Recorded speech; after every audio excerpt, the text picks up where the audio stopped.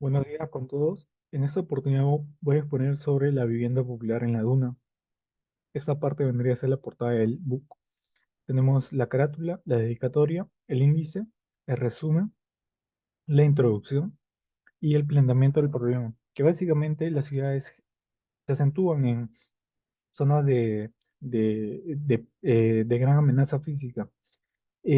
Básicamente el asentamiento de esta población se expresa en una imposición generada mediante la carencia de condiciones de habitabilidad para su desarrollo pleno, caracterizadas por problemas sociales, problemas urbanos y de vulnerabilidades físicas graves. La descripción de la realidad problemática en cuanto a Perú, tenemos que gran parte de la población emigra en 1940 a 1984 a las zonas costeras del Perú, básicamente o principalmente en las zonas de Lima, acentuándose en zonas de ladera. Además, esta ocupación se da en primer lugar en superficies biodiversas o que no son habitables, seguidas de una construcción fortuita por la falta de opciones y paralelamente una subdivisión sin licencia de estos suelos. En Lima Metropolitana, las zonas periféricas de la ciudad cuentan con un tipo de suelo de zona 4, donde predominan los taludes inestables. Y además, en este tipo de suelos es donde se ha visto un crecimiento urbano actual. Eh, por ello, que en Villa El Salvador, donde presenta un tipo de suelo mucho más inestable, eh, y que en 1970, teniendo en cuenta la planificación organizacional de este distrito, no se tuvo en cuenta la población creciente futura.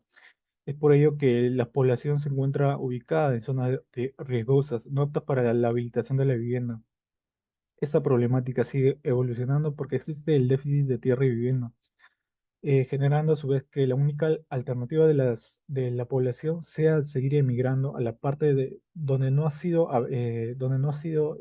digamos, acentuada por otras viviendas, lo que perjudica básicamente a la seguridad de estas personas.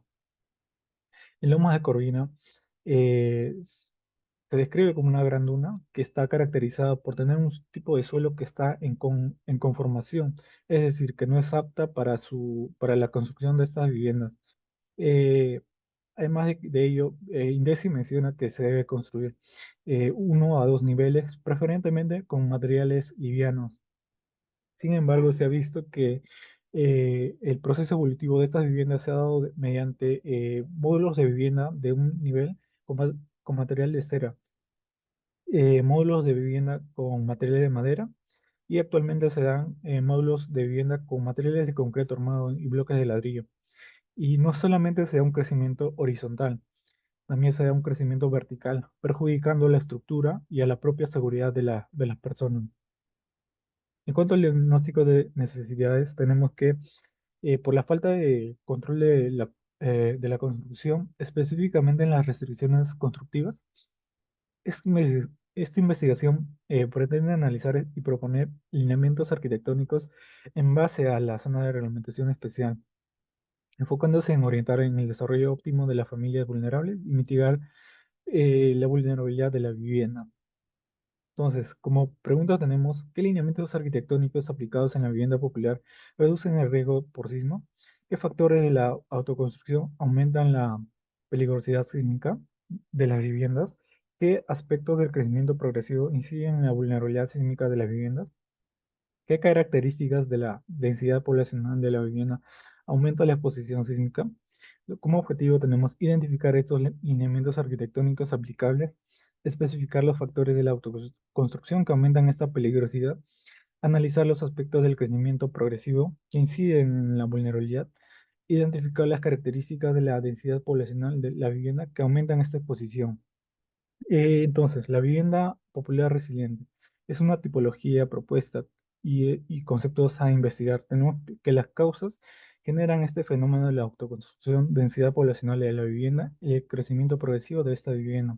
Como lineamientos arquitectónicos tenemos que CESA 2021 menciona que debe ser la organización, la modulación organizacional, la flexibilidad del uso del espacio y la adaptabilidad a modificaciones. La investigación. Como justificación tenemos que, que que esta investigación se centra en analizar estos lineamientos teniendo en cuenta estos fenómenos y comprendiendo la temporalidad de este fenómeno y desarrollar estos lineamientos para mejorar la seguridad de las viviendas. Como operacionalización de las variables, tenemos las distintas variables, las dos variables dependiente e independiente y sus respectivas dimensiones.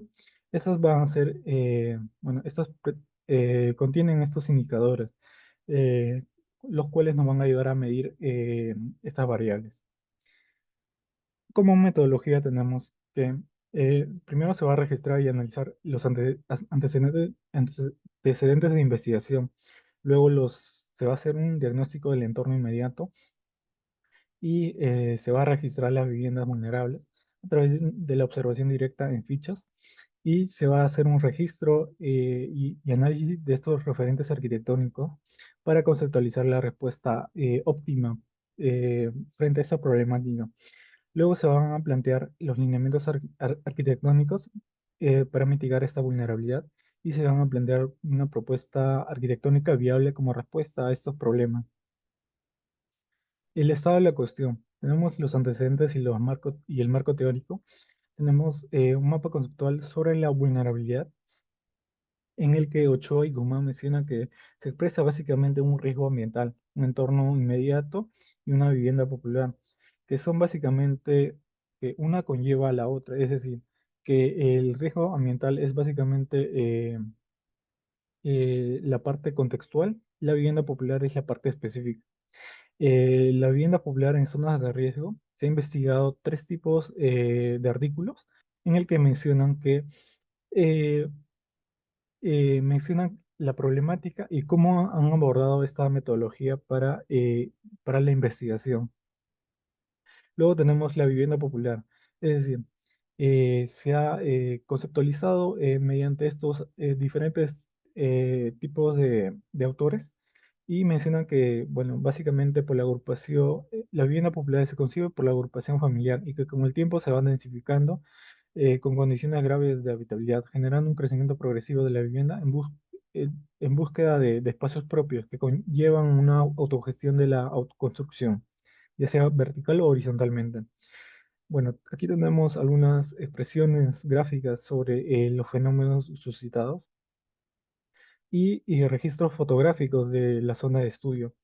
El riesgo por desastre es básicamente es la probabilidad de daño o pérdida, es decir, que se expresa en la vulnerabilidad y en la amenaza, que son factores de riesgos interno y externo que están, que bueno, básicamente son la predisposición a sufrir daños o causas frente a una amenaza.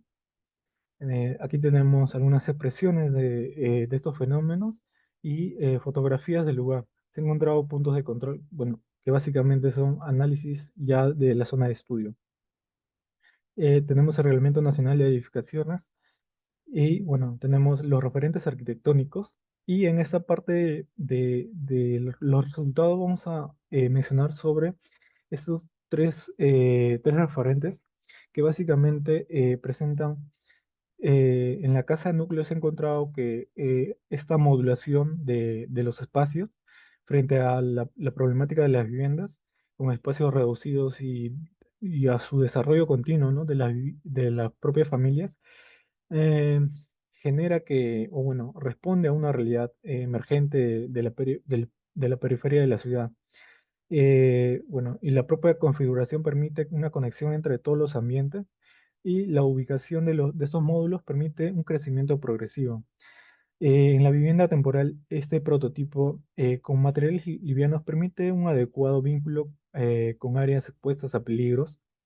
Y bueno, en la casa endémica se ha encontrado que los materiales locales livianos son parte de la estructura, dando una propiedad liviana a toda la edificación. Bueno, eso sería todo. Muchas gracias. Estos serían las referencias bibliográficas. Gracias.